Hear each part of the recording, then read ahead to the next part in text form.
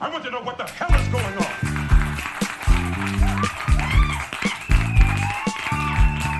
3, 2, 1. Perfect. That was awful. Bravo, bravissimo. No, it was flawless. My clap was awful. Let's see. My clap was awful. It was a half-assed clap. Oh well, we don't judge individual claps. It's a group effort. We're here as a team. We pull each other up. We pull each other down. It works both ways. We give each other the clap. Well, you know. When one of us is having an off day, we try to pick them up. When one of us is having too good of a day, we try to knock them the fuck down. Keep you in line. It goes both ways. We want to keep a nice level mediocrity. Bro, you are too happy. Remember who you are. It's like the Lion King voice. Remember who you are. Remember, you're a loser. You have toy starships right behind you. I do not. Yeah. Why is Darth Vader assaulting my confidence? Because that's what Darth Vader does. Hi, everybody. This is Screen Share and Chill. I'm Keith. I'm Jamie. And I'm Kelly. And we're doing the Two Towers. We're talking about Lord of the Rings. Two Towers. We're continuing our years of series. Hey, did you guys know that when Aragorn kicked that helmet, both his testicles exploded and he shit and pissed and farted? He said it. He said it. Oh my god, this is totally new information. I've never heard anything this about the before. helmet kick. That the is kind of, wild. the kind of behind-the-scenes info you're going to get here on this podcast. That's it, right? That's all the behind-the-scenes information. That's my we only needed. note for the movie. Yep. That's it. I'm That's all I surprised get. that this movie came out. One cannot ignore the fact that this came out right after 9/11, where two towers were destroyed in New York City. And this was named the Two Towers. They thought about changing the name, but, I mean, they kept it. And, I mean, honestly, if they renamed it, they could have just called it The Brad Dourif Show, and I would have been fine with that. Fuck, he's so awesome.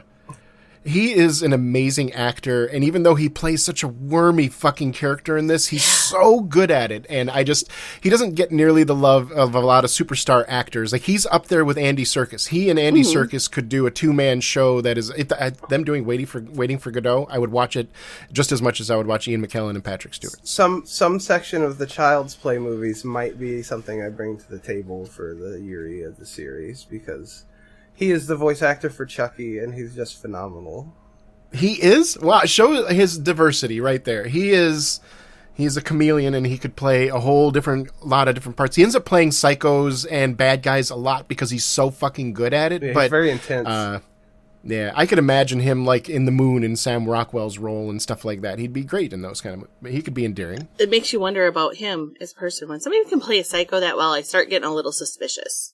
He's probably the most calmest, chill dude that ever existed, is what I would imagine. Doesn't he have like a southern accent or something like that? I don't remember, but it's very definitely American. Hi, everybody. It's Brad Dourif. And one of the little behind the scenes things is that he did his British accent or his, UK accent during this filming whenever he was on or off screen. Whenever he was in character, he was always using that accent, to the point that the guy that played Theoden, what's his name? Bernard, I forget his name. Henry Bernard or something like that. He was, when after the show was done and Brad Dourif was speaking in his normal American accent, Bernard was shocked and thought that was him acting. He was like, wow, you do a really good American accent. And he's like, no, this is my real voice. So, yeah, that's how amazing Brad Dourif show is. So, yes, the Two Towers, the Brad Dourif show. I will have some more things to say about Brad Dourif, but man, this movie starts great with the don't worry everyone, Gandalf is okay, right? That's like the first thing. Gandalf dead. They tell you right away, Gandalf is fucking dead, yo. He's gone. Well, let's be honest. This movie starts off with you thinking, wait a minute, am I watching The Two Towers, or did I get into some travel movie for someplace? Because we're just zooming over mountains. Yeah. And I'm like, wait, what? Wait. You could have David Attenborough talking about the seasons and the Himalayan mountains, and you'd be like, oh, this makes sense. This checks out. The New Zealand tourism logo flashes on the Yeah. Yeah, but how many people watching this movie the first time are like, why are you making me relive the trauma from the first movie? Because if you didn't know, I didn't know Gandalf came back when I watched it. I'm like, motherfucker, you're going to make me... Are we going to just keep showing the death over and over again? But if you didn't know, why are you here watching this, honestly? You know what I mean? Like, who goes to see the second movie in in a trilogy without seeing Obviously, the first Kelly, because Kelly. Oh no, that's what he's saying. You saw the first one, but you don't know that Gandalf comes back. Yes. Yes, I had seen the first movie, but I didn't know that Gandalf comes back. So that's why watching this again is like you're opening the wound and pouring salt directly into it. Like, why? Why? Fuck you, man. Just in case you didn't remember. Of course I fucking remember Gandalf dying from the first movie. Remember the most traumatic scene of the last, 12 months in my life? Sure, I can remember that. This is the only film where nobody puts on the ring. Oh, interesting. Oh. Yeah, I saw that little factoid somewhere. I was like, I wonder. I mean, I didn't double check and rewatch it again after I saw the fact, but I think I remember. I don't remember. He gets close. He edges himself a few times, but he never fully comes. But don't worry. We still get the Frodo orgasm face. Yeah. He gets close. He just kind of edging. His hands are meandering. Yeah, he's just edging himself. He doesn't slip into the ring, but he's fingering it for sure. And there's a whole problematic part that Kelly's masturbation allegory brings up later, but we'll get to that. Hey. It was Keith's idea first. Sure, Dan. I just agreed with it emphatically, okay? Why do you do this? One of the things that Gandalf says, and I don't know if we covered this in the last episode, but I looked into a little bit more of the lore. But so one of the things Gandalf says when he's facing off against the Balrog is Flame of Udur. Right? And it's funny because watching it the first time, I thought this was like a spell that he was casting. Like he was calling upon the flame of Udur. But no, that's the creature's title. Yeah, he's calling the creature a title. The creature is a title, and he basically, so when he says flame of Udur, you shall not pass, one lore reading of it that I saw was basically that the Balrogs, because of the nature of their existence, they were cursed to a living underground. They could never see the light of day. If they saw the light of day, they would die. And he's saying, Flame of Udur, you shall not pass. Like, hey, like a creature that's like one of us. Hey, human, you cannot live underwater.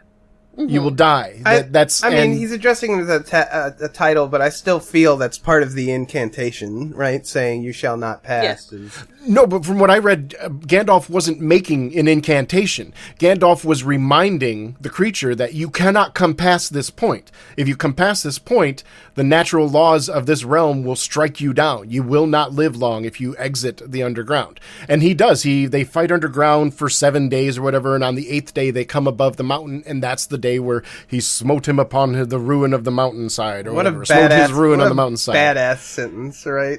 God, right? Right? Yeah.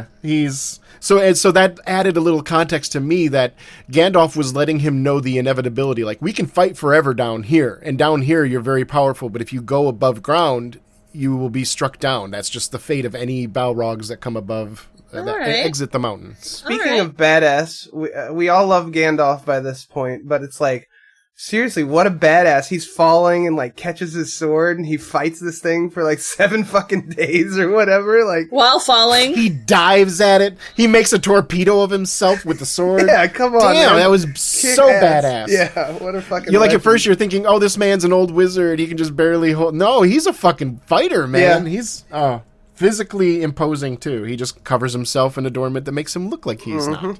Right. And he doesn't use it unless he needs to. That's the wonderful thing. It's like Jedi. The I have all this power, but I'm not flaunting it or let everybody underestimate me. Yep. 100%. The line, "It's getting heavier," really stands out, and it's kind of like a metaphor for this movie.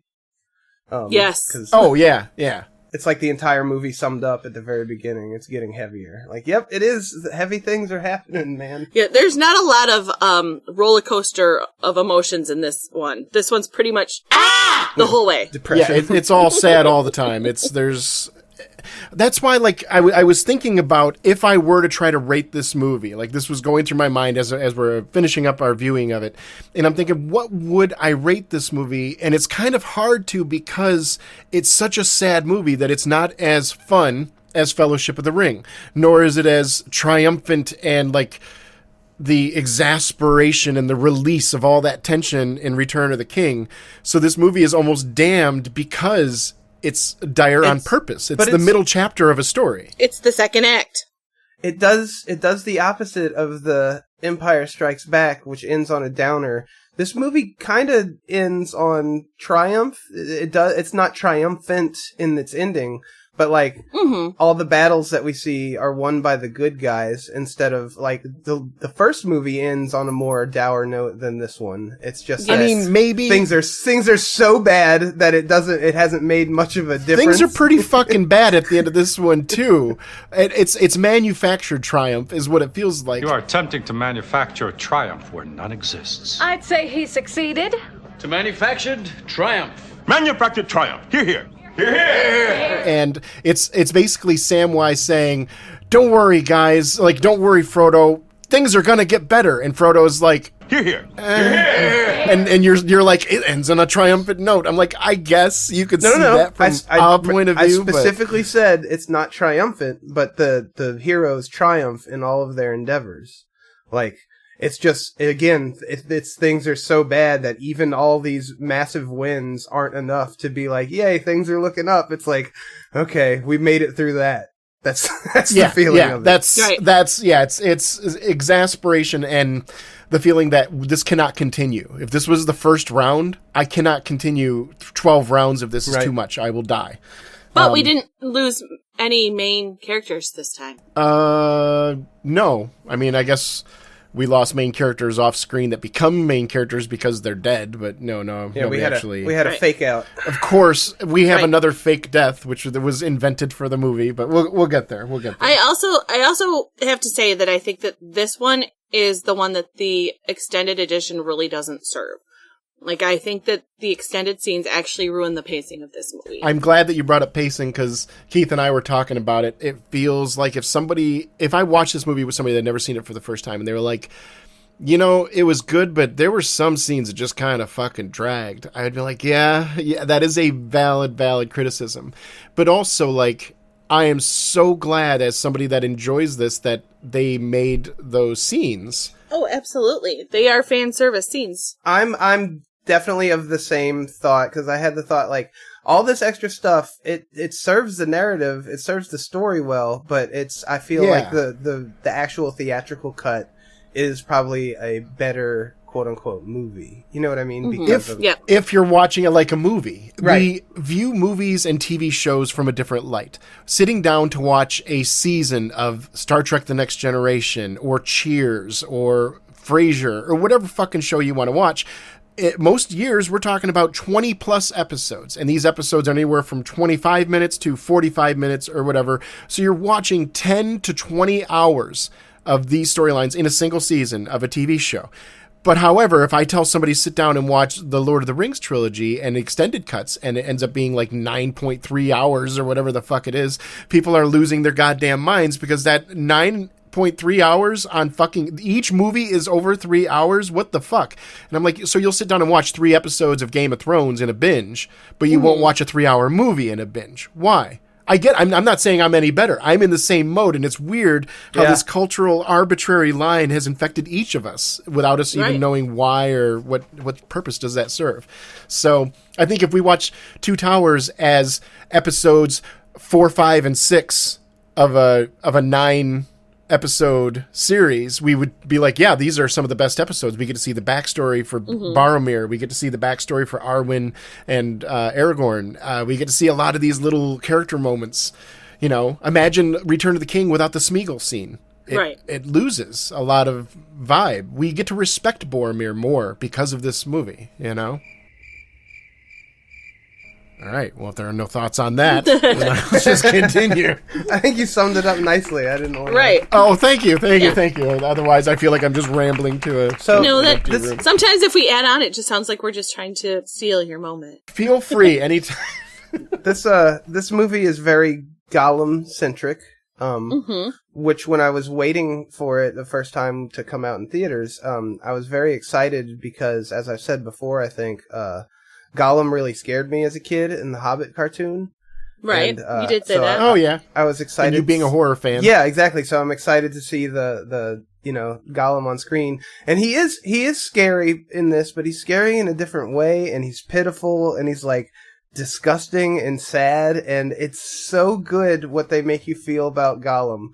Because they almost make you feel, and to a degree I did, like this authentically sorry for him, but by the end of it, you see that even Smeagol, the Smeagol personality, is not a good person and is only doing things because it's the easy, painless route. If an opportunity presents itself, even Smeagol chooses the violence and selfishness. But it's like I get it. Like I understand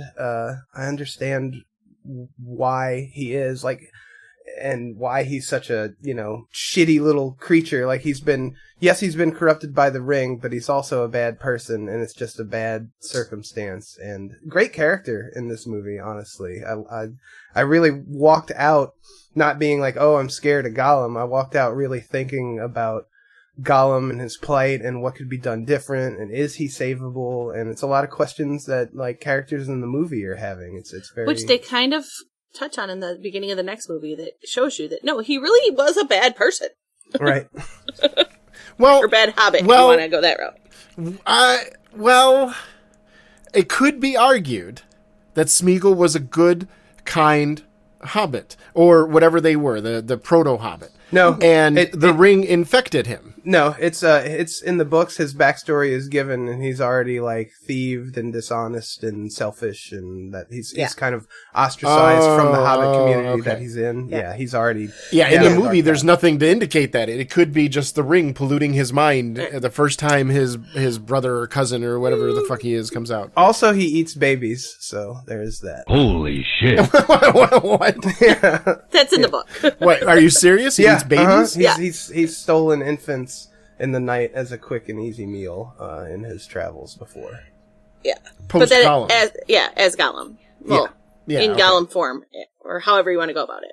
I think we're getting way off track though. Yeah, we still haven't even got to the title card of the movie yet. And speaking of the title card, I want to come back to the title for one moment to ask Keith and Jamie both if you have any recollection of like what is the Two Towers? What does the Two Towers mean to you now? What did it mean to you back then? Like, has that changed, or has it always been the same answer? And what's your answer? Honestly, I don't have one. I don't know. I didn't know until reading the books, but it's Isengard and it's Mordor. Right. Barad-dûr or whatever. Sure. It's like whatever the name. Because the tower with the eye. And the tower with Saruman. Yeah. It seems like there are different interpretations of that answer. And I don't know. And as somebody that I'd never read the books, I decided, like I said, with this time when I watched the movie, I took a slightly different path. I didn't look up a lot of the lore answers if I felt that it would be more interesting to just ask the two of you because you have read the books. So sorry if this comes across as like a pop quiz. I don't mean it that way. I swear. You can infer it from when they're looking at the maps and talking about Gondor and Rohan. And, Saruman is attacking from here. And Mordor is attacking from here. They are the two towers that are attacking the world of men. But there are also towers in Helm's Deep and Osgiliath. But there's two towers that are very similar. Like the Isengard Tower and the Barad-dûr Tower are very similarly built. And the story really centers around those two towers this time. Yes. So like I get you that the movie kind of implies that those are the two towers. I've seen some people saying online and different places that that's different than what Tolkien implies with the books. I don't think so. I feel like I got a heavier emphasis on that from the books. Okay. Because they're mentioned in conversation, the Tower of Isengard and Sauron's tower. I'm like, the two towers. Because they mention it so much that you don't remember the name. Well, yeah. I mean, You never remember the losing side. No shame, no judgment. I'm not one to judge somebody else's memory. It's just there's funny so many fucking. Oh yeah, of course they talk about it all the time. The whatchamacallit. Listen, Kelly, in the book, there's like 3 or 4 named keeps in Mordor. So so the official names are Barad-dûr and Ornthak. Thank. Well, Oren, thank you for looking that up for us. Orthanc. Orthanc. It's thank. Thank you for that. Oh my god. Which translates from the Elven tongue to forked height. Potatoes. Boil them, mash them, stick them in a stew.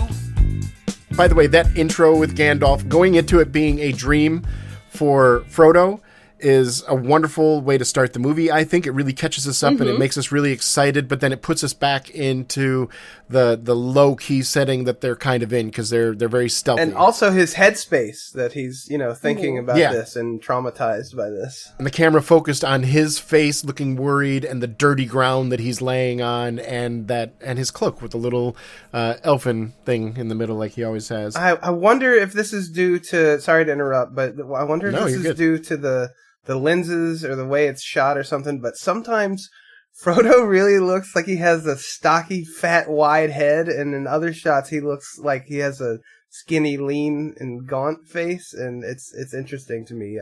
Elijah Wood has some cheekbones and jawbones that are just like, it looks in some shots like they're trying to escape from his face, that it's so wide. As somebody that has gone in costume or garb or whatever you want to call it to a lot of places like for the Renfest, that could simply be a matter of costuming. Yeah. Because, like, I know that as somebody that I've worn a cloak a few times, I generally don't wear a cloak for this reason, because people don't think about it, but cloaks pull back. So, like, they want to ride up on your neck. So you have to have, like, a counterweight, or you have to tie it at different places to kind of balance that out a little bit. But no matter what you do, there's going to be a natural tendency for the cloak to ride up on your throat. And if you have a really thick cloak, so if it's wool or some kind of real heavy cloth, then the higher it gets on your throat, the more it kind of pushes your neck fat up a little bit. So even if you're the kind of person where you were of slight stature and you're maybe a little bit skinnier than some, you still get this kind of wide face look when you're wearing a cloak. Part of the reason why I don't wear cloaks, because it kind of like pushes everything. It makes your face and your shoulders and your neck, everything look wider and heavier. So truthfully, the same thing for his hair. Like, you can do a lot with hair to narrow a face or widen it, especially hair the length that he has it, because you can pull it more across the cheekbone so that it kind of narrows things down, or you can push it back a little bit. It's going to widen things out. He could totally be a Timothy Chalamet stand-in. He could be doing the Bob Dylan movie right now, at least the image I'm looking at right now on my screen. 20 years ago, he would have been Timothy Chalamet. Yeah, it's the same. It's same kind of stature, probably getting a lot of the same job offers if they existed at the same time. Yeah. And the movie starts with the first scene being something that is in the extended edition and is not in the theatrical release. We have the elvish rope scene, I guess a lot of people would call it, where they're climbing down a cliffside and it's foggy and they don't know how far it is, and they get down and they have to pull on the rope, or they think that it's not going to come undone, and it does. I assume this is right out of the books, right? Because Sam's knots are so good. Yeah, yes. Sam knots are so good that it shouldn't come out, and it just does. Like, this is in the book, right? Yeah, directly from the book, yes. Okay, even like a lot of their lines are similar and stuff. I'm taking it. Yeah. So, I got a question. So, the elvish rope untied itself, right? Yeah. Is it sentient? I put it up to sort of elvish magic, right? Like, it knows what you need of it. Right. If you need it to hold tight, it's holding tight. If you need it to release and come to you, it's ready to do that. That's such a cool rope. I want that. Just like Galadriel knew that she was going to need the rope. Like, it's the same thing. It's imbued with Galadriel's elf sense. Elf sense. Ah, I see. But yeah, it's I mean, essentially sentient rope. Like, it knows what its wielder needs of it. What a cool rope to have, right? Yeah. I was just curious, like, if you were gonna like get it on, would you like cover up the rope so it's not watching you? You know, like, how sentient is this rope? Maybe you want the rope like... to watch you. Just saying. Yeah, maybe the rope is part of the proceedings. You know? Yeah. Some people like that sort of thing. Does it have a yes/no situation? Give it a button: 1 for yes, 2 for no. Do you like being a rope? What's the rope's safe word? It's just 2. It's no. With the rope, you can't get into non-consensual. But, well, let's be honest. The rope could untie itself. Yeah. The rope could untie itself and fall off. Yeah. So I remember in the first movie, I talked quite a bit about the music, and those things are going to keep coming back because, like I said, this is a masterclass in how to weave in and out leitmotifs. And this is a great example of it because when they get down and things are calming down and they have a little lunch break and they're eating their lambus bread. And this is where they're talking about, I believe this is where they're talking about the salt, the seasoning from the Shire. How sweet was that Sam brought seasonings so that he could bring a little piece of home with him as they were packing. Like, that was just such a Sam move. That really warmed my heart. Yep, and the music playing in the background is the Shire theme. And it's playing lightly, and it gets almost all the way through a full expression, but by the end it turns right to a minor key, showing that things aren't really happy right now, like whatever feeling you're getting from that. But again, this is just another one of those moments where even though they're in this dire situation, they do have a moment where they connect and bond and think about life back at the Shire, and the music kind of brings you back there in a little way. So the music does the work that, for them, it's memories. For us, it's music, and it gives us a similar feeling. And that's music is modern day magic, as far as I'm concerned. You're casting charm spells on people and affecting the way people think, and music is wonderful. But anyways, this is the first time we're seeing Gollum in all of his glory in Two Towers, and he is full on attacking the hobbits. He is creepy as fuck. Even though he looks small and I feel like I could take him in a fist fight, I don't know, because he's so underhanded. I don't want to touch him. And wiry. Yeah, like first off, I don't want to touch him, and he would bite or he would lick or he would poop. Brother, or whatever he had to do to get the upper hand on you. He would grab rocks off the ground and bash your leg with them. Whatever he had to do to get the upper hand on you. But then, as I said, they instantly make him pitiful whenever he realizes that the fight is lost and he's that's not him, that's Smeagol. Right, but that Smeagol's fine. That cry, that noise he makes is like, yeah, oh man, you know what I mean? Like and you just feel like you're the bad person for attacking him. Yeah, Sam and I had very different responses. Sam is like, oh my god, the orcs are going to hear him. And I'm like, oh my god, he's in so much pain. Like, what is this rope doing to him? Is it burning him? Probably. Again, that sentient rope is like stabbing him like, fuck you, fuck you. Like, who knows what the rope's doing? But because the rope is almost like a holy relic, essentially, wrapped around a possessed person. That's kind of how I've always read that. The goodness of the elves is like burning against the corruption of the ring, the purity. Interesting, that's the way I took it too. It could be argued that it's not a physical sensation, it's just being restrained for a creature that has been free to do whatever the fuck he wants for 1,000 years or 2,500 years, whatever. 500. Gollum is 500. Sure. Yeah. The CGI is pretty good. It shows its age. Again, we can now, looking back on it 20-something years later, I can see that it's it doesn't hold up as well as I thought it did back in the day. Right. Back in the day, I thought this was fucking amazing, and this is what reality looks like. Now I'm looking at it going, it's pretty close. I would give it like an 8.5 out of 10. And since you guys pointed it out in the first movie, I saw it so much more in this movie too. Yeah, and also it's this one, especially Gollum, I feel is a sort of a victim of HD 4K viewing. It's still very, very good, and like he has a sense of sort of weight and presence that most CGI characters up to the time and still beyond didn't really have. But you can see the veneer has worn off slightly with its age. It's still better than any DC universe CGI. Yes. Well, and I was going to say part of the reason why is because we care about what's going on more. And if we talk about, like we talked about Hellboy back in the day, and we lamented that the CGI in Hellboy was a little bit rough. And I think we even brought up then that, like, I think more importantly that I don't really care what's going on screen as much. So I'm paying attention to the CGI. All three of us lived through the 80s. So we've seen Willow, and we've seen claymation and stop motion shit. We've seen actual drawn-on cartoon effects in some Disney movies and stuff. So it's like, I don't mind suspending my disbelief and taking some CGI if I give a fuck about the story.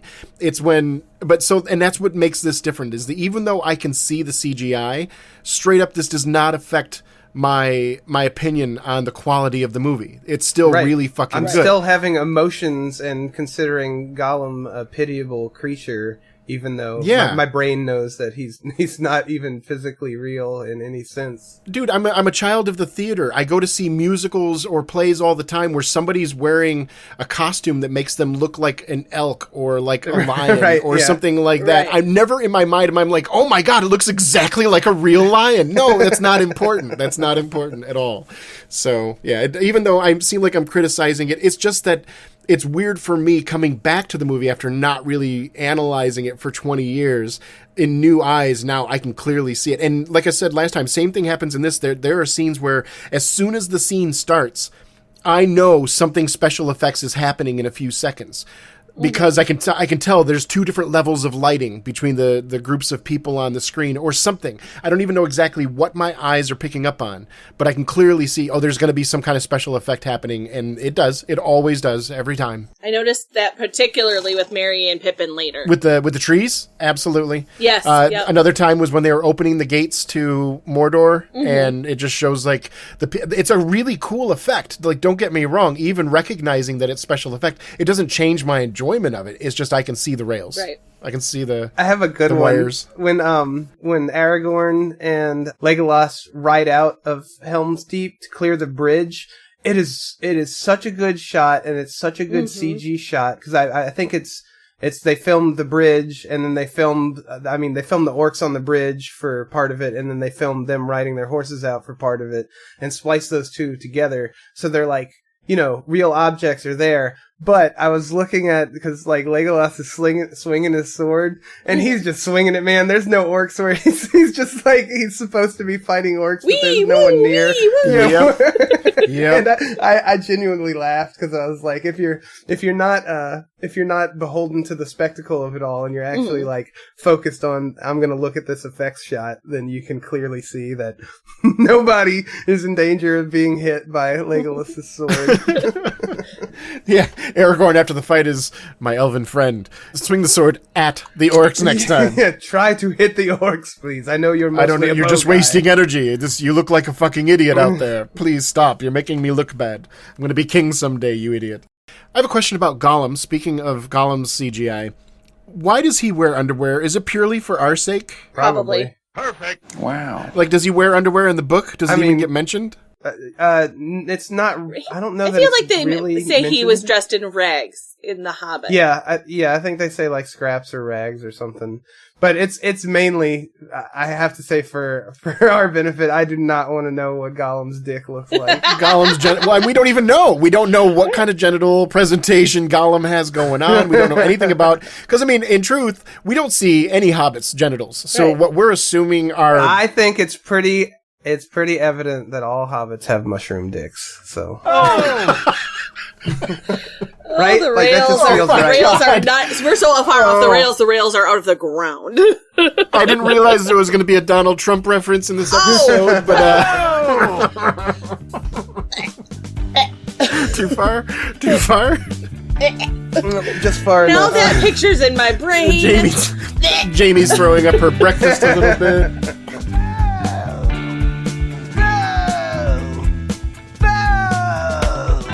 At this point, I'm already starting to like Gollum when they've captured him and you're hearing his cries of pity.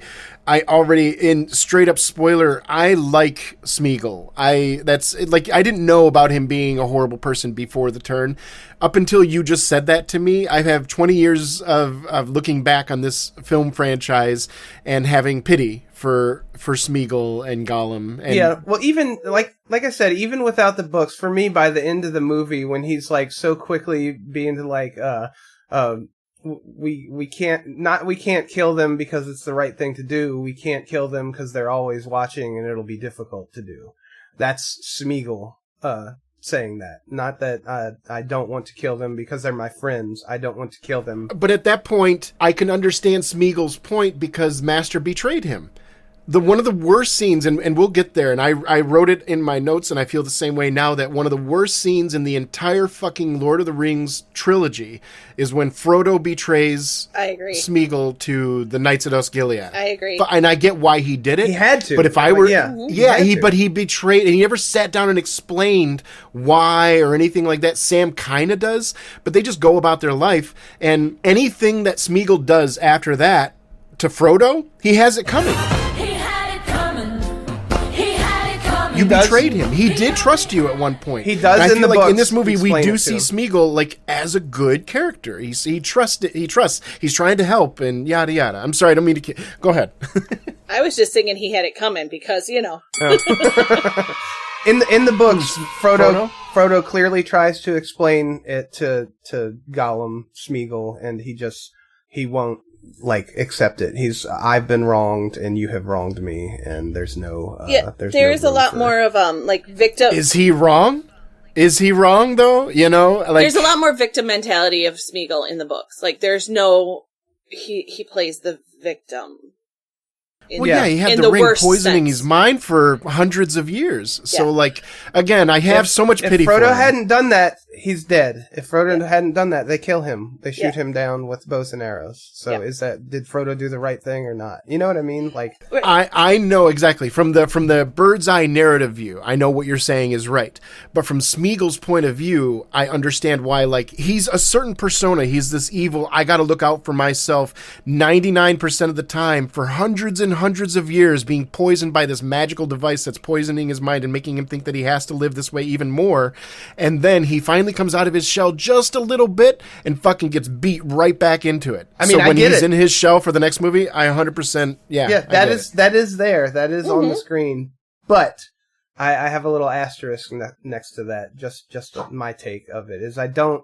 Like, I get it, I understand, I'm sympathetic, but I don't fully excuse Smeagol from his responsibility and his side of things. It just goes to show, too, that with all the amazing characters in this epic fantasy, I think we've spent more time talking about Gollum and Smeagol than almost anybody else. He's incredible. He's like, I don't know if I should say this or not, but I'm gonna. It's one of those things. But Gollum reminds me of, like, people. I know Gollum. Gollum lives in my town. Gollum is the meth head lady that walks up and down the trailer park down my street bumming cigarettes. But when you actually talk to her, she'll make you laugh and has some interesting things to say. But it's like, oh man, I feel so sorry for them, and I don't really want to associate, and they're uncomfortable to look at. But, like, you know what I mean? Like you genuinely can see the tragedy there, and it might not excuse some untoward behaviors, but you at least have a sympathetic understanding of, like, man, this is just really fucked up. Gollum is probably the most three-dimensional character in the series because he has so many different facets and sways so far back one way to the other, whereas everybody else pretty much, there's some growth, but they pretty much are who they are from beginning to end. Yeah. There's not a lot of change. They're like 1 to 2 dimensions. Yeah. There's not a whole lot going on. You look at the growth of Aragorn throughout the series. What does he change? Nothing, really. He's even more perfect than he was in the beginning. Like, that's impossible. So, yeah. So he's going to be the most interesting character by nature of that alone. So it's probably a good time to bring up that when Andy Serkis was playing this character, there are 2 big inspirations that he used for the character. One, the way he got the voice was he imagined a cat coughing up a hairball. Mm-hmm. Yep, right on. And how he imagines the personification of the character is imagining a heroin addict. Yep, perfect. Yep. And even while I was watching this, I was like, is Gollum / Smeagol more an analog for mental health in general? Like, maybe there's a specific, like, multiple personality or something that I don't know much about. I'm completely ignorant about that, so I don't know. But the other things that it made me think of is he's an analog for, like, real heavy depression. But then I look at King Theoden, and he's more of, like, the analog for depression, whereas Smeagol is more the analog for addiction and the depression that maybe accompanies addiction. 100%. That's my read on it. Cool. So, other than being an addict, I wonder, does he have like some kind of lung problem? Because he's always, only one of his personalities has a cough. Does he have like situational emphysema or COVID or something? Like, well, it's pretty hard to get the name Gollum if you're not glowing all the time. Yeah. But I mean, you notice Smeagol doesn't have that cough. Right. Well, that's Well, you know because how they Smeagol's not Gollum. Right, you know how they say different personalities, like, can know a different language or whatever? It's sort of along the lines of that. Or have different ailments. Yeah. And mannerisms that are implied from it. Because, like, it's kind of person where if you pop your knuckles, you get more addicted to it, so you start doing it around people more, and it's just a habit that is just getting worse. I'd like to point out that depending on where we're at in the podcast, we're about 10 minutes in to the movie. At this point, maybe 12 if we're being really kind with it. Yeah, let's see. We cut to the Uruk-hai running. I think it's weird that those are considered the weird blend of races, and what we consider modern orcs look like this weird blend. So, like, the Uruk-hai look like what people that play D&D probably imagine orcs look like in general. Yeah. Whereas the orcs look more like goblins. They're thinner and they have pointier ears and they talk different and stuff like that. That guy's voice, he stands out like, yeah, why can't we have some meat? I love it. It's so good. Oh, you like his voice? You know who did that voice? Who? Andy Serkis. Oh, of course, yeah. I don't know exactly, but the fact that I saw that he did, they say the 3 orcs that are arguing outside Fangorn, he did all 3 of their voices. So I think this is the scene that's referencing. I might be wrong, but either way, that voice is iconic. I had nothing but maggoty bread for 3 stinking days. Why can't we have some meat? Yeah. So nasal. It's like we don't want and to. And slimy. It's like there's nasal and phlegmy. It's like the perfect henchman voice. Yes. They hired like 300, I think, different actors to play the Uruk-hai, and a lot of them ended up being Maori, but just locals in general. And the only problem was that their requirement was anybody that was playing a Uruk-hai had to be 6 feet or taller, and they couldn't find enough people to be 6 feet or taller. So they gave them like shoes and different things on their outfit that made them look a little bit taller. Yeah. And in the cast, they had 2 different names for these people. They were called the Uruk-hai and the Uruk-lo. That's great. So anybody that was 5'11" and under, they were called the Uruk-lo, and the others were the Uruk-hai. That's like stupid enough to be brilliant, you know? Yeah, and I don't think nobody was making fun of each other. It was just like even the Uruk-lo were proud to call themselves the Uruk-lo because it was an inside joke. Then we cut from the scene with Merry and Pippin and that whole... Wait, we can't cut away from that yet. Because Pippin does something smart. Oh, yeah. Pippin does something smart. Yeah, it doesn't happen very often. But. Right. But he literally thinks enough to tear the Lothlorien pin from his cloak and drop it so it can be found. Pippin does something smart. Yep. And then, of course, they're taking the hobbits to Isengard. They're taking the hobbits to Isengard. Stop that. You're not going into a song while I'm here. Oh, you cut ahead. That's not yet. Does Merry, is he faking truly at this point, or was he just saying that to make Pip feel better? Yeah, he was just saying that. He was saying it. Yeah, he was hurt. He was in pain. He was in not great shape. And he drank some black mouthwash. That stuff they make him drink in the books. It's for the orcs. It's a combination of liquor and like stamina boosting, speed, performance enhancing thing. So by pouring and spit by the looks of it. Yeah, by pouring a little bit of it in his mouth, it actually made him come helped to. Heal him a little bit. Yeah. Probably tastes horrible though. It's probably filth and rot.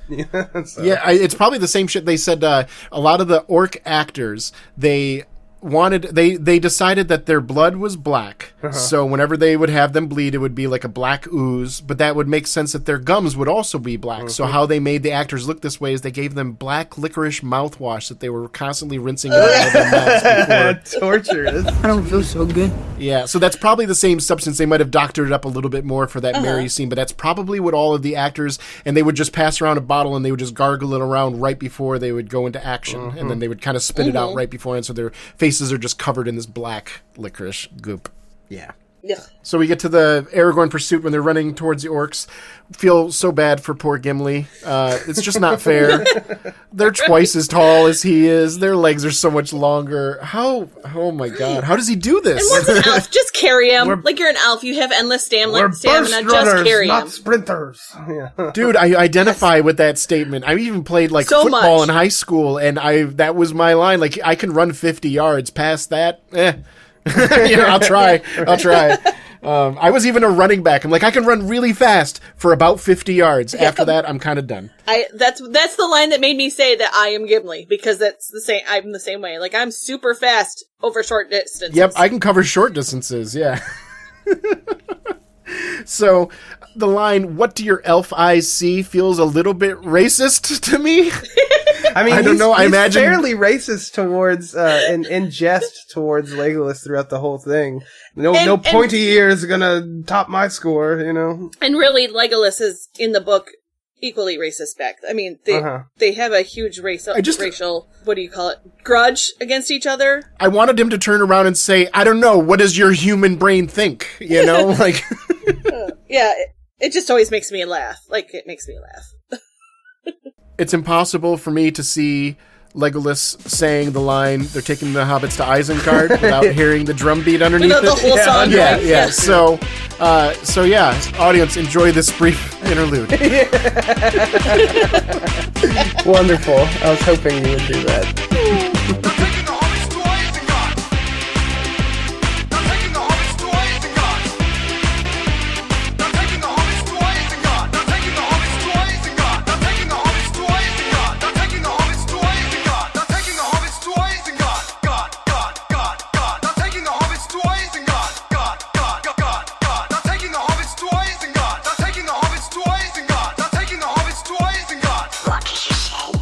So we get to cut ahead to Sauron raising his army of Saruman, right? Saruman. Okay, great place for me to put this note. I put Sauron and Saruman. Bad names. Bad names for your two bad guys. I'm sorry. Yeah, J.R.R. Tolkien made a wonderful world, but this is a fuck up at the highest order. It's like if your villains were named Darth Vader and Darth Vady. Like Yeah. Right. And they come on, dude. Come on. I was even thinking, like, even G.I. Joe had Tomax and Zaymot. They would reverse the names, but they made them different. Come on. At least get to G.I. Joe level of naming principles. Anyway, so Saruman is raising an army of angry rural white people that are tired of the deep state. So they have the most powerful wizard in the world that hires them to be their personal army. Mm-hmm. Oh, yeah. Burning a forest to make a war feels very much like a message to the first world that we live in. Burning natural resources to hurt other people. That is as a United States citizen, that is the daily life for us. Our work goes into bombing other people that we don't want to bomb. Tolkien was an avowed anti-industrialist. It doesn't shy away from it either. When you see Isengard and just the fiery pits and the trees being launched into it, and just the desolation and ruin that it leaves in its wake, the scene later where the Ent sees the empty forest. I had friends. Yeah. I had friends that lived here or whatever. Very different from the book. I knew them from Tree and Nut. We'll get there. But yeah, I want to talk about how different that is from the book. Now we are introduced to the kingdom of Rohan and the Rohirrim and all the horse lords of men in the Westfold. Obviously, very much like an amalgamation. At least in the movie, it feels like between like Genghis Khan's horse warriors and like Scandinavian Vikings. Like if the Scandinavians didn't have water nearby, this is what their culture would look like, kind of. Right. When the mom is sending the two kids away to let the other people know at their main base that they're being attacked. This is one of two moments in the entire trilogy of Lord of the Rings, the entire 9.5 hours or whatever the fuck it is, that the movie passes the Bechdel test. And the movie passes the Bechdel test via a mom telling her little girl to run away because it's two women talking about something other than a man. And the other time is later on after the little girl gets to the base and she says to what's her name? Eowyn. She says, "Where's Mama?" Eowyn. Yeah. And that is the other time that this whole series passes the Bechdel test. Otherwise, there are never any scenes that two women talk about something other than a man. Or talk basically at all to each other. Yeah, I mean, they pretty much just talk to men. And they talk about men. That's yeah. I think, but I mean, it's old school, so I mean, like, the J.R.R. Tolkien did not know about the Bechdel test. I think we can safely say. All right, well, both of you shut up. I want to talk about a man. His name is Éomer, I believe. Okay. Oh my god, I love Carl Éomer. Urban, probably the first thing I ever saw him in.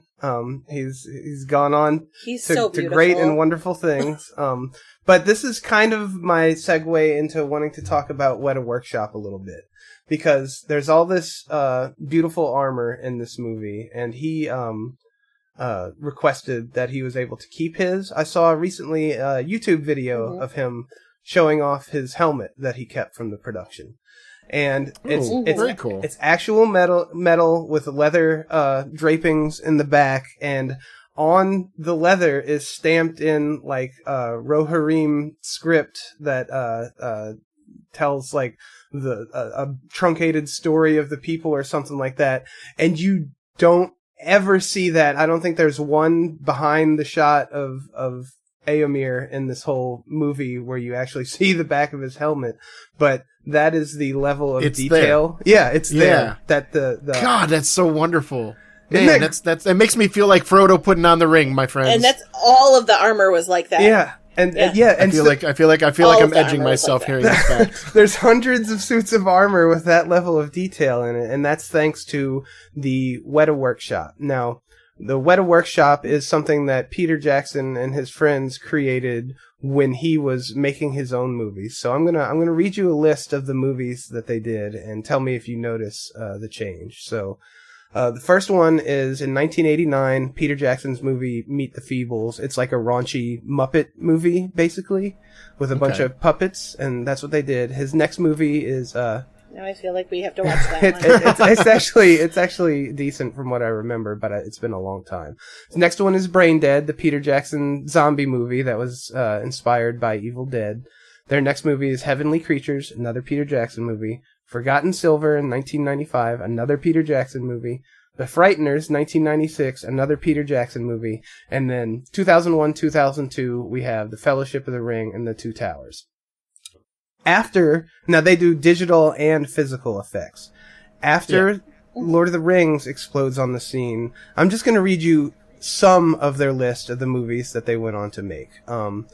We have The Last Samurai, I, Robot, Van Helsing, King Kong, 30 Days of Night, Holy Chronicles of shit. Narnia, District 9, Avatar, The Adventures of Tintin, Rise of Planet of the Apes, Elysium, the Hobbit movies, Krampus, Mad Max Fury Road, Blade Runner 2049, Thor Ragnarok, Ghost in the Shell, Alita Battle Angel, Men in Black International, Jumanji The Next Level, Mortal Kombat, Dune, Thor Love and Thunder, Black Panther Wakanda Forever, Avatar Way of the Water, M. Thregan, Cocaine Bear, The Creator, Dune Part 2, Alien Bear. Romulus. Like, all their movies were independent Peter Jackson things until the Lord of the Rings showcased what they can do, and rightfully so, they exploded in popularity and had work out of the wazoo. And it's one of those things where it's like, fuck yeah, a decade of them just doing their friends' movies until their work is seen by a wide audience, and they make it in such a huge way. It's such a success doing story. Blockbuster after blockbuster, fucking Dune, Blade Runner, movies that we've talked about that we've given huge kudos to how well the special effects are done, because it feels a mixture of practical and The Creator, my favorite movie that we watched. Yeah. Oh, and even Elysium, So- I remember watching that back in the day and really enjoyed that. Like, understated when it needs to be and big when it needs to be. Oh, really well done. Little rags to riches special effects house story, which I just love that for them. And now that we've talked about Carl Urban briefly, I would like to make my of course, contractual, obligated connection to Star Trek. Oh, yes. That Carl Urban is the second actor that I've mentioned that is in Star Trek. Carl Urban famously plays Dr. Bones McCoy in the reboot, what is called the Kelvin universe to Star Trek fans like myself. Damn it, man, I'm a doctor, not a torpedo technician. Does a great job. He did such a great job of playing Leonard McCoy that when Leonard, I thought it was Hank. Leonard Nimoy. No, Hank McCoy is Beast. Leonard McCoy is Bones. Beast and Bones, both McCoys. Beast McCoy and Bones McCoy. Anyway, so Carl Urban did such a good job. Maybe they're related. Maybe. Carl Urban did such a good job of emulating DeForest Kelley's Leonard McCoy that when Leonard Nimoy when he came on the cast of Star Trek and he saw him acting it, he actually broke into tears because it made him miss his friend so much because it looked so much like him. And at this point, DeForest Kelley had been dead for, 15 years or maybe more, something like that. So that legit made me tear up. Yeah. Why you got to do that to me? Yeah, well, it's one of those really cool connections that Carl Urban is such a good quality actor that he brought a full-grown man to tears because he embodied his friend so well. The other Star Trek connection is the famous actor that we brought up at the beginning, Brad Dourif. He plays an incredible character in a Star Trek Voyager subplot that if you are not a Star Trek fan but you like Brad Dourif, find the episode that, I don't know it off the top of my head, but find the episode that Brad Dourif is in. There's like a 3-episode arc or something like that, and watch those. It's a psychological horror. Of course, having Brad Dourif in it. It's fucking cool and creepy, and anything that Brad Dourif touches, especially if you put him in something that already has an established sci-fi universe, it's really good. I'm not even a huge fan of Voyager, and I fucking love it. Speaking of Brad Dourif, You're gonna love my note when we get to him. Then I mean, we're kind of in Rohan. Yeah, we're now, right? at that point, so Yeah. you feel free to. right. I want to touch on the fact that Wormtongue is such an on the nose name, but I still love it. You know what I mean? Like the name. Yeah. The name is exactly what he's doing. You know, His parents, when they were naming him as a Yes. baby, they're like, "What do you think he's gonna be?" Well, the whispering dark magics into the king's ear, and keeping him under control, and just Right. the way they make him look with the pallid, almost green skin and like the red eyes, and he just like, ugh, like I don't trust that guy at all. Like, why? How did he even get in this position? But the favorite little touch to that is when he's kicking Carl Urban out, and he's like, "These are the king's orders. He signed them this morning," and they show the king's signature, and it's like, yep. it's like Joe Biden passing a bill or whatever. Yeah. Just like I was like, they held the paper underneath the pen and pulled it away. That's how they had him sign it. right. Yeah, what were you going to say about? And my note literally is that Grima and Possessed Theoden are two of the most off-putting characters in the entire franchise for me. Like, they disgust me in a way that even the orcs and the most off-putting character, which is in the next movie. Yeah, I feel like I could probably drink a cup of mead with an orc if I had to and have some semblance of a conversation, but I'm just repulsed by Grima Wormtongue. Like, yeah. And the same for Possessed Theoden. Like, the way that they did his makeup and stuff. Alas, you repeat yourself. Yeah. Like it's kind of the same person at that point. And the way he laughs when he says you have no power here or whatever, it's like, I have questions about that. But before we get there, I want to make a quick observation that so far as I can tell in the story, that we can always tell who a good person is versus a bad person by the quality of dental care they've received. Fair enough. Except for Everybody maybe that's Aragorn. bad has shitty teeth. Aragorn doesn't have beautiful teeth. But his teeth are still clean and white. Yeah. That's the whole point. Like, they're not yellow and crooked. There's just a little bit of gaps or whatever, which looks fine, and they're still straight and everything like that. Whereas, like, Brad Dourif, they make his teeth, they must have made him, like, gargle yellow mouthwash or something, because they're so...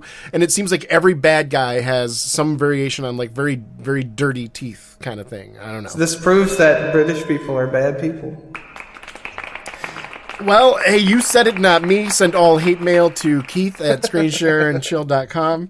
The actor that played King Theoden, is that his name? Theoden, yeah. The actor that played King Theoden, God, what is his name? I wish I have the sheet up. Hold on, let me look.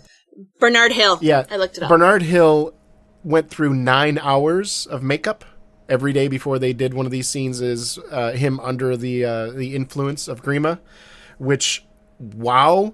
Like, again, as a Star Trek fan, I know that, like, the Ferengi, like Quark, went through 4 hours, and they gave him a whole different shaped head.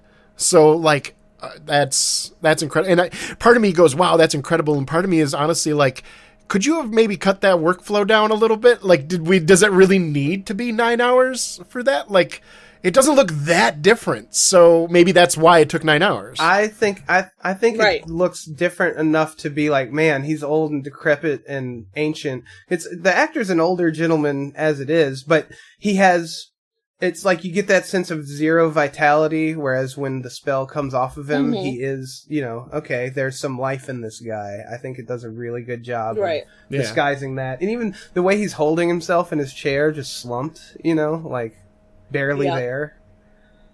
And they did have to add some post effects too. Like, even though they gave him milky white contact lenses, it wasn't white enough for Jackson, so he wanted a little bit more added. Yeah, so... Hey, that dedication, sitting in a chair for 9 hours having makeup done to you and then going to work. Like, you realize that sitting in the makeup chair is just getting you ready to go to work. Wow. Right. Wow. The orc theme. I originally called it the orc theme, but it's the Isengard theme. Fucking love this theme. We didn't really talk about it a lot before, but it comes up a lot more in this entry. I noticed it a lot and really enjoy it too. It's in 5/4, which I love that. I love it whenever you have an exotic. I hate to use that word because it almost sounds like racist to say it, but like whenever you have an alien creature that is attacking and you have music that goes along with them, I always find that is a good time to use one of those off-kilter time signatures because it doesn't feel as natural to a human mind, but you can still get the feeling of pulse and tempo and you know, the vibe of the music. It feels off a little bit, and perfect time for that.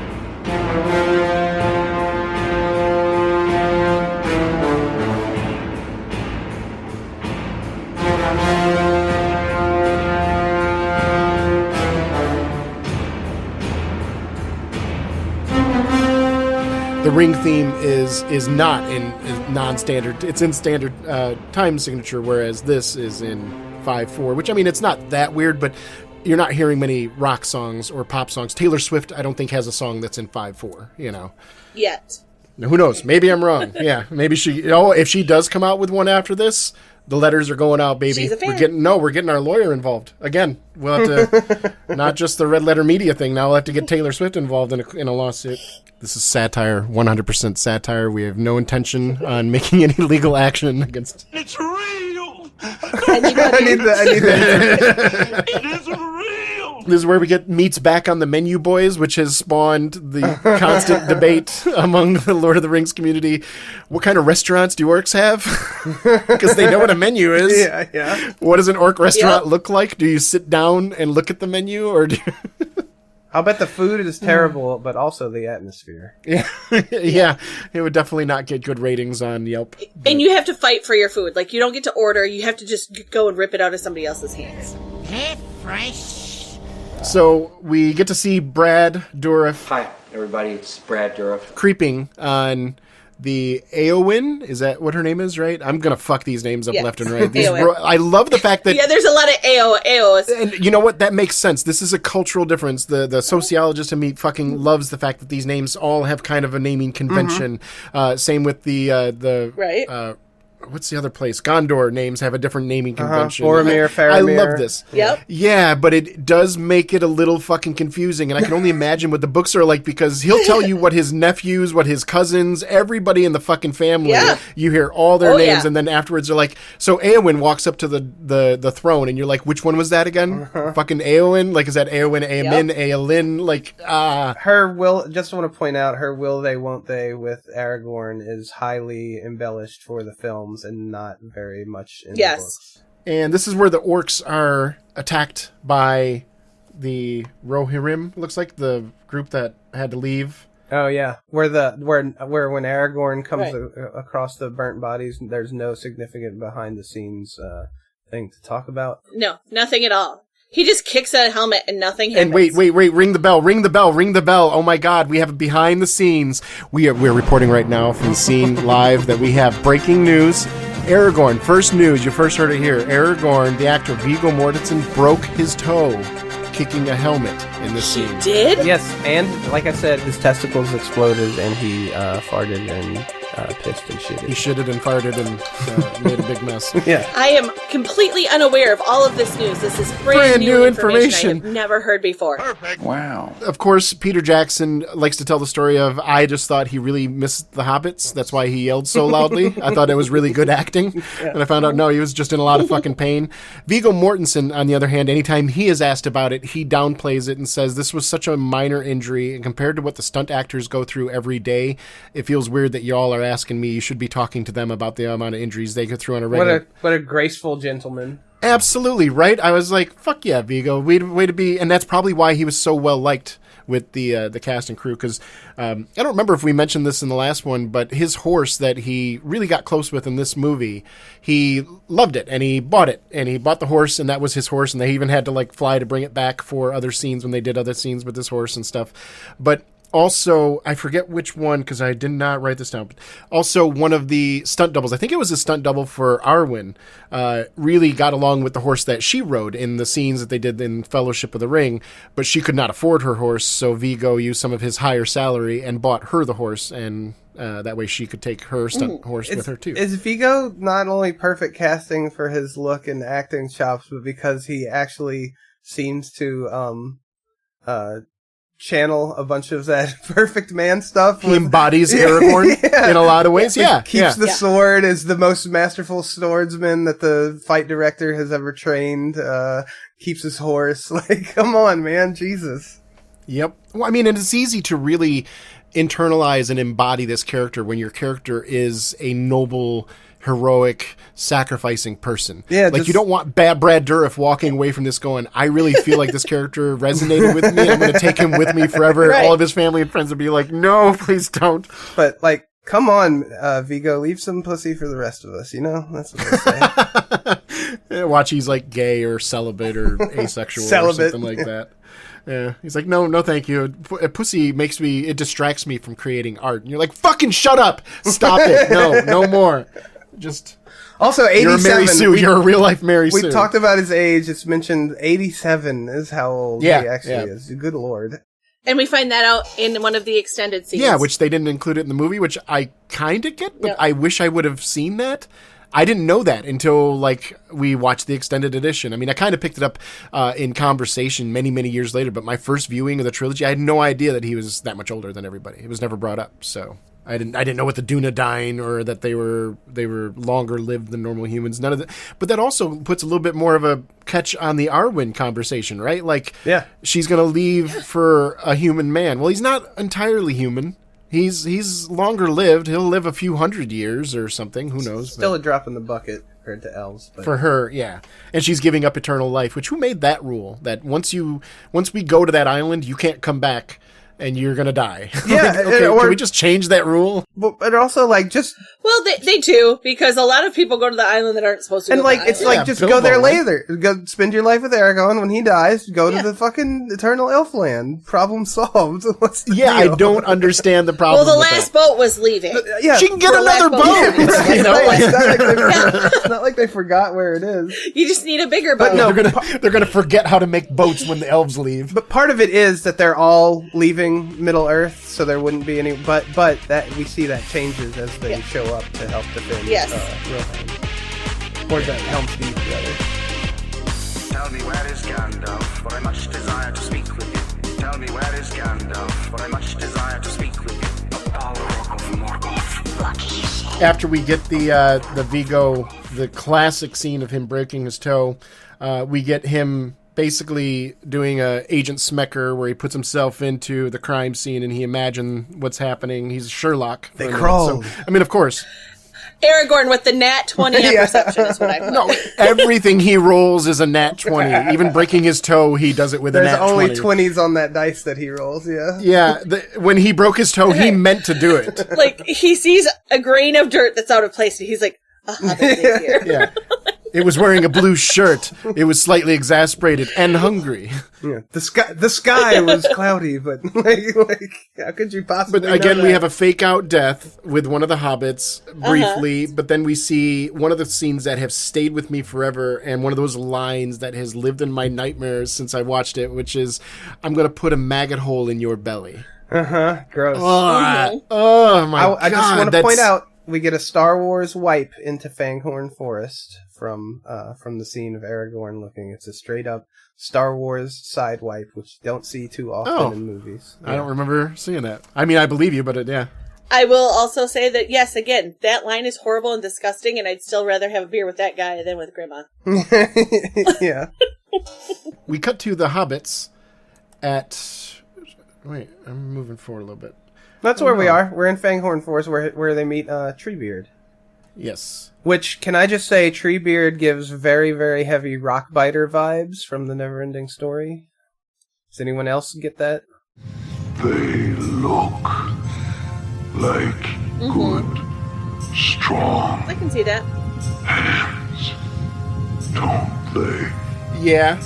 Yeah, that same large, slow-moving creature that means, well... And the way he talks, just that slow measured... Yep. And we all know who that voice is, right? No. That's Jonathan Rhys-Davies again. Oh, really? right. That makes sense. Yeah, I remember that he voiced more than one character, but I forgot who it was. It kind of even looks like him too. That's funny. Mm-hmm.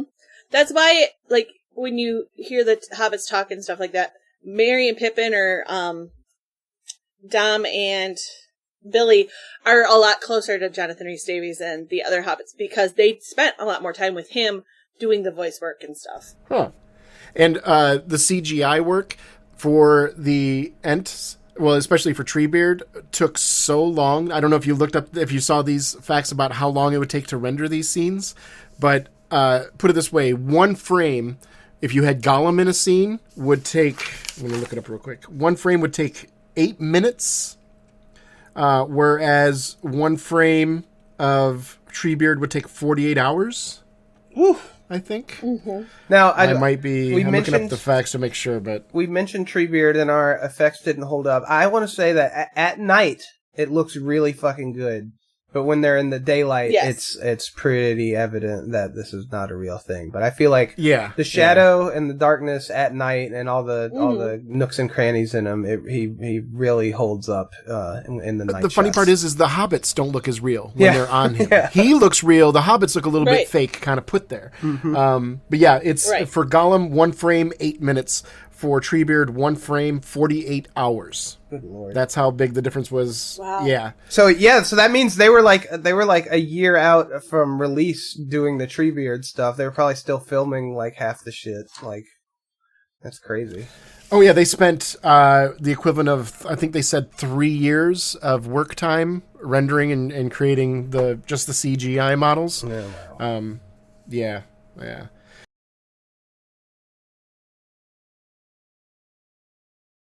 We finally have our heroes, the man, the elf, the dwarf. They come across the Rohirrim and Dr. McCoy and the other horse lords. They Keith Urban. I keep wanting to call him Keith Urban. Carl Urban. Yeah, I get the two confused. Yeah. I don't even listen to fucking country music, but Carl Urban is a little bit rude to the dwarf, and the dwarf gives his classic line of "Give me your name, horse lord, and I'll give you mine." And his friends all roll their eyes at their shitty friend being a little bit of an asshole, even though they're surrounded by armed men with weapons, and he's being a dick. And they're like, Gimli, please. Do we... right now? Again, I feel like this is where I embody Gimli, because that would be me. I'd be like, screw you. I'm not giving you my name. Yeah. I have problems with authority sometimes. I love the line that they would appear to be only children to your eyes. I think... That's a great way to put hobbits into a great way to sum up what a hobbit would look like to the average person. It's also a little demeaning to hobbits, isn't it? Like, I'm more than a child. I'm a grown-ass man hobbit. Yeah, but that's like his way of trying to remind them of that. Yeah. Like, these are men, but they might look like children to you, so you might have like discarded the thought of them because they look tiny. But, you know. I believe next we get to back to the hobbits with Gollum going through the swamp. Oh, well, yeah, and we have another little mini fake death because our heroes get told that the hobbits are dead, so Gimli is getting all wet-eyed over it, and they are somewhat convinced that the hobbits have been killed. And I will say that the scene where Éomer says that, like, do not trust a hope, and it's like him with a bunch of the Rohirrim, and then just a background behind him. It honestly looked to me like it was a scene that was shot in the studio and they forgot to add a background. Because it was like a gray sky behind them. But we didn't put a background in. There are several times in this movie, and this might be one that you're referencing, that it looks like it's got the old Instagram filter on stuff. Like, people's faces are very, very soft, and all the lights are really bright, and the contrast is weird. Everything, like, they did the same thing in like some dream sequences in Vanilla Sky, where the sky was like super bright and colorful, and I don't know. Sometimes, it's classic when you think of Gandalf cresting the hill for Helm's Deep. It's a classic scene. But if I were to take a picture and look at it, that background looks really weird and kind of, that's not what sky usually looks like to us humans. The next thing we come across is Gollum leads them to the Dead Marshes, I think they're called. Is that what their name is? Yeah. Yes. One of the creepiest places in the whole fucking universe. And when Sam steps into that bog, like, it makes me gag every time Sam steps in that bog because it looks like he's stepping into vomit. Yeah. It does. I just cannot. Every time. Just a little thing. I appreciate that we see the pots and pans on Sam's bag because the movie doesn't need to show us that. You know what I mean? Like, even if that was never seen and we see him cooking later, it's like, it's fine. They're traveling with packs and stuff, but we see it, we hear it clinking around. It's just a nice little realistic touch. But of course they have that because you have Eomer riding around with an entire Rohirrim story on the back of his helmet. Right. So obviously the details you're going to see, they're going to make sure they get right. The line that Gollum says in the Dead Marshes when, after when he's trying to tell them to be wary of where they step, you know, the decomposing bodies are erupting as little flames, and he says, "Mind your steps," something to the effect of "Mind your steps, lest you fall in and light little candles of your own." Ooh. Yes, very good line. Yes. Yeah, and speaking of Gollum, traveling with Gollum is in some ways like traveling with a murderous psychopath. Yeah. And he is up and down, manic and depressed, back and forth, all over the place. And I couldn't help but think that it reminded me of traveling with most small children that I've met in my life. And that connection is not lost on me. They're kind of like little psychopaths. A child will sometimes find a way that if you let them get away with this, they could kill everybody in the family. And you have to stop them. Yeah, right. And they don't realize it. And then you tell them, this could kill everybody in the family. And they're like, tee-hee-hee-hee. And they bounce off like nothing happened. So, like... I kept being reminded that you have to watch Gollum like a child because he will potentially kill everyone without even meaning to. Sam and Frodo... I think he might have a little more murderous intent than your average Sam and child. Frodo are a gay couple, and Gollum is their adopted child, and they are traveling through the wilderness and seeing the world. Even first time I watched this, there's a lot of weird... homoerotic tension between Sam and Frodo. They very clearly love each other. That's all I think is intended. But yeah, man, someone, I forget who it is, but there's a quote from somebody involved with the movies that says that Sam and Frodo have the most intense love in the trilogy. Yeah. The will they or won't they between Sam and Frodo I'm just saying, more, built up for the movie, too. I love my friends. I love a lot of the friends that I've made in my life. And if there wasn't a romantic component to it, I don't see myself looking at their eyes and keeping their eyes in quite the same way. There's a longing look that just kind of lasts a little bit longer when you feel a certain way about somebody. Like, he'll look him deep in his eyes and they'll just stare at each other for like 5 seconds. And then afterwards he'll say, "I love you." Nothing and dampens your spirits, does it, Sam? Yeah, that's the kind of things you say to a lover. Like, I get it that like they could have filmed it just a little bit differently with the same lines, and I would totally believe that it's platonic.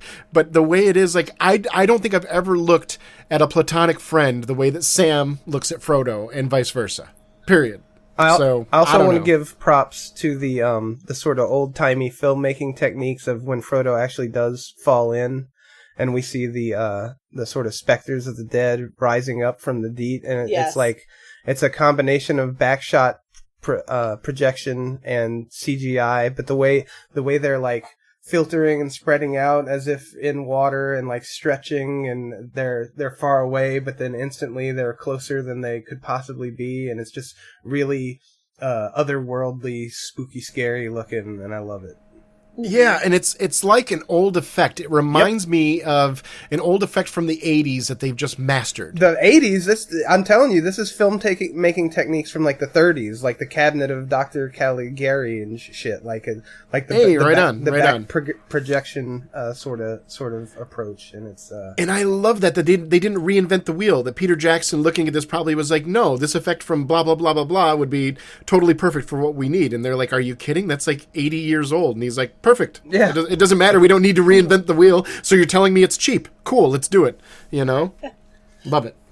Got to save money where we can, because we certainly aren't saving it in many places. And then this is where we get to Frodo fingering his ring, which is funny. He's fingering his hole. He's fingering. Yes.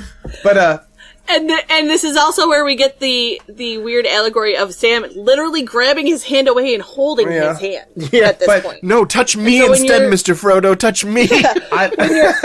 When you're relating it to masturbation, that's a little more than just friends. I there. love Gollum mocking him. It's such a good. It's almost like Gollum is trying to warn him at the same time as, you know what I mean, where he's just sitting there. He's like, "Yes, my precious, we loves it," and like, because Frodo's essentially doing the same thing without vocalizing it. You know. Mm-hmm. Yeah. Oh, yeah. Right. Definitely. So, like, right after they have this whole scene, we have the moment where they're traveling on the dead marshes and they have to dive underneath a bush because a Nazgul flying a what? A not dragon. It's the only thing that I know. I put dragon, wyvern. What is that? Does it have a name in the book? I mean, probably. not Yes. pop quiz. Sorry, but what's the name of the flying creature? I'm looking it up right now. A lot of times in the book, though, it's only referred to as a winged beast or a black flying shadow with wings, but there is an official name for it. But it's like a mini dragon, right? Its official name is Blackwings. Yes, black wings. It's black wings. Oh, okay, so Blackwings. can we just agree that it's a wyvern, right, or wyvern, however you pronounce it? The thing's face is more like a leech than a wyvern or a lizard-looking thing. It's more like a xenomorph. You mean? Yeah, it's more like a penis. Yes, yes. So it's a penis dragon. They're also called hellhawks. There can be red dragons and gold dragons. This is a penis dragon. That's a thing. But I mean, it's got the two back legs, no front legs, just wings. Yeah, it's a not dragon. And a long neck.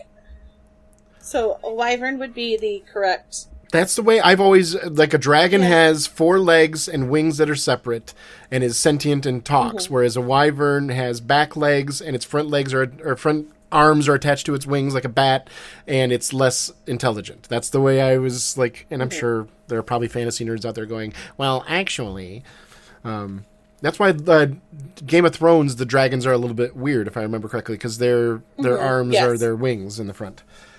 The next scene we get to is the scene that Aragorn, Gimli, and Legolas all stage a quick attack on Gandalf, and thankfully fail. Yes. I love that when he first shows himself to them, Saruman's voice is layered on top of it, so you're not sure as the audience who's showing up here. They superimposed Ian McKellen's eyes onto Christopher Lee's face, and they had both of their voices, and they had a higher emphasis on Christopher Lee's voice at first, and they kind of anti-zoomed it or faded it, where they faded Christopher Lee as it went, and they brought up Ian McKellen as they went. His reveal also makes me think of, damn, Daniel, you know you had to do it to him, because he's just when he throws the coat open, and it's just super white, bright, blasting light, Somebody needs to make a cut of this with Dancing Queen from ABBA or something with it, That's awesome. Yeah. Well, and even when they shoot, as you go through the movie, his hair becomes less like Saruman's and more like the old Gandalf, but it starts off very Saruman hair for quite some time. Yeah, and he even says, I am as Saruman should have been. Yep. Basically, the Order of Wizards answering to the god of this whatever, basically the god was like, no. The White Wizard's supposed to be a good guy, so we're going to just make a new one. It's well, and it's funny because every time now. Yep, and every time we see Saruman after this, his wizard robes are getting more and more dingy. And he looks gray. So Gandalf is now the white and Saruman is the gray. In the books, he starts being referred to as Saruman of many colors instead of because he's got some blood, some urine, some black licorice. Yeah. They changed his name to Joseph too. Joseph of many colors. Joseph. Go, Joseph, Joe. You know what they Which say. would be better than Saruman because he gets so fucking close to Sauron that Joseph would be a better name. Was not expecting to be imagining Donny Osmond half naked when we were talking about Two Towers. But I guess any time's a good time to imagine Donny Osmond naked, You're welcome.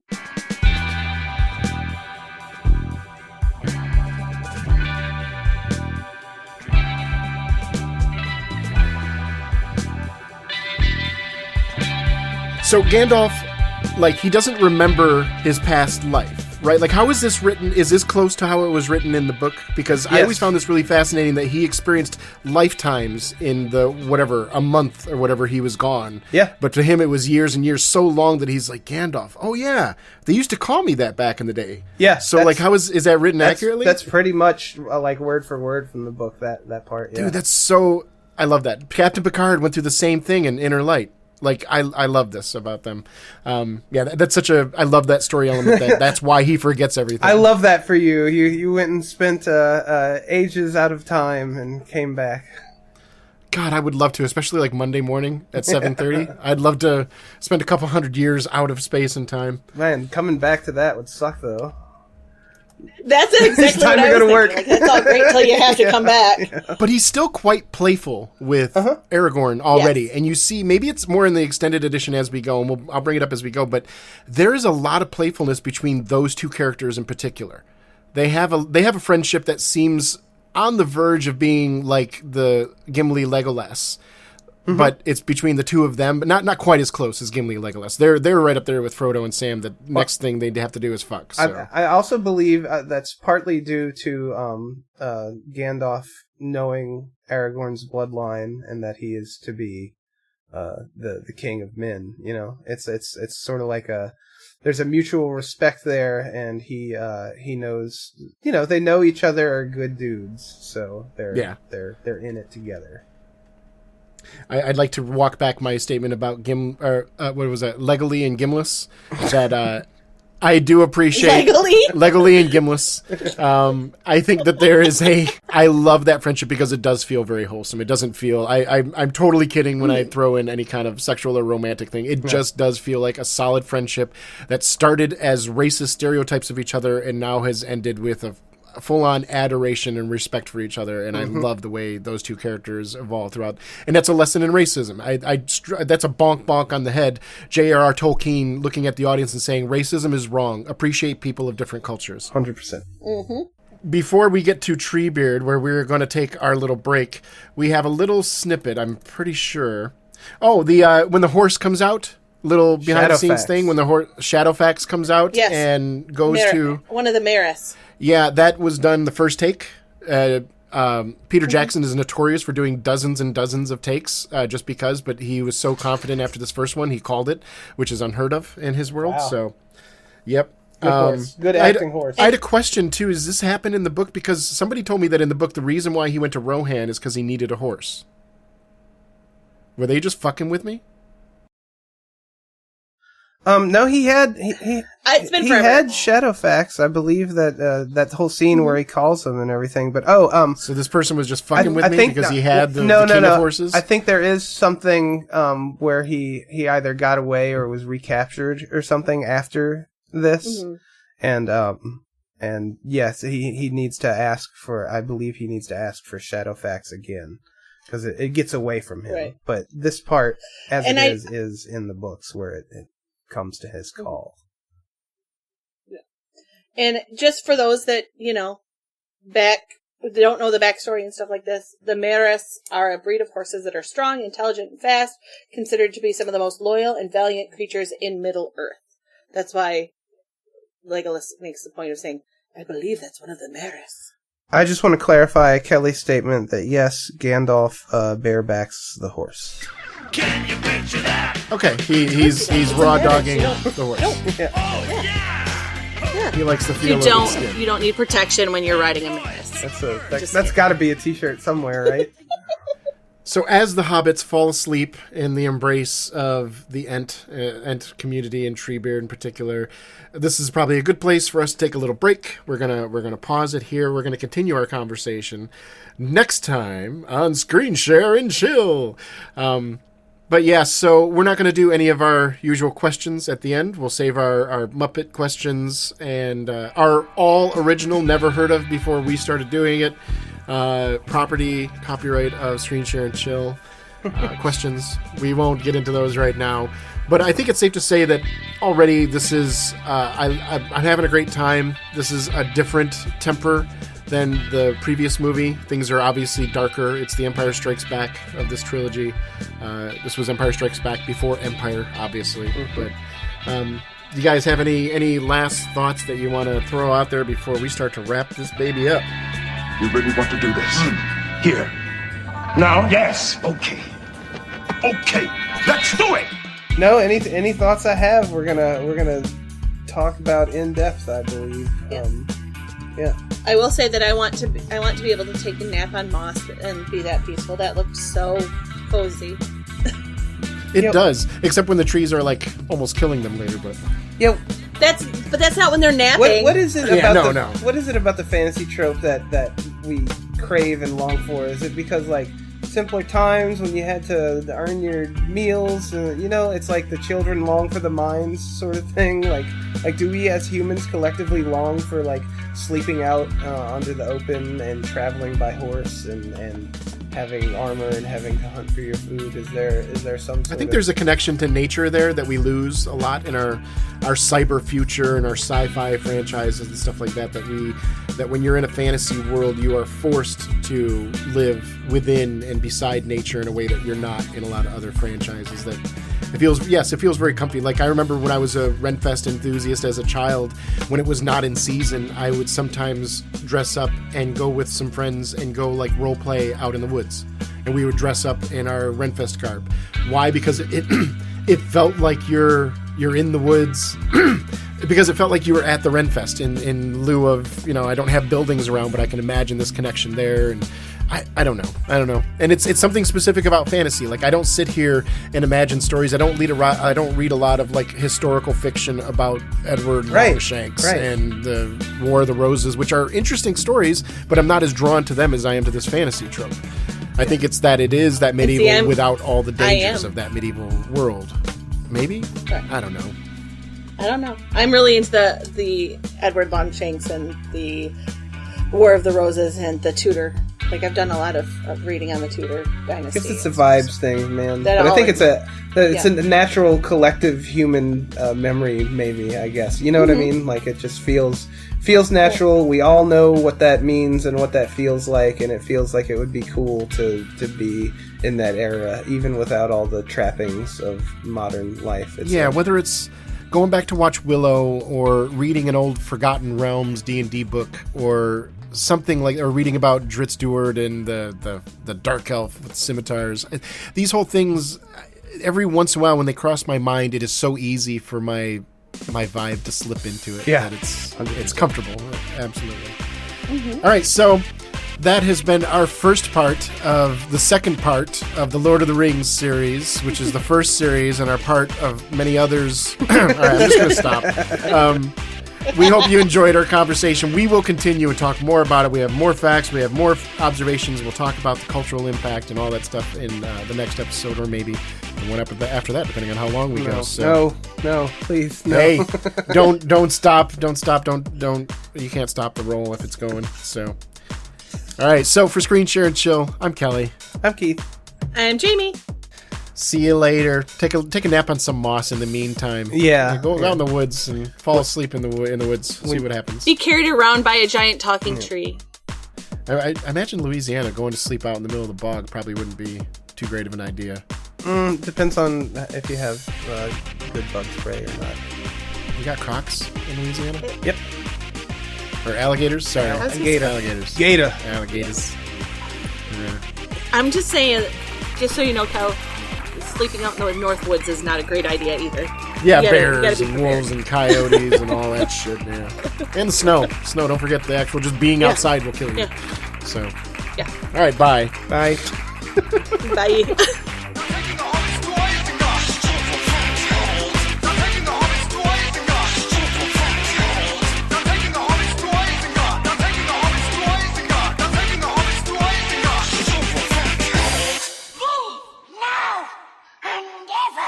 Come back!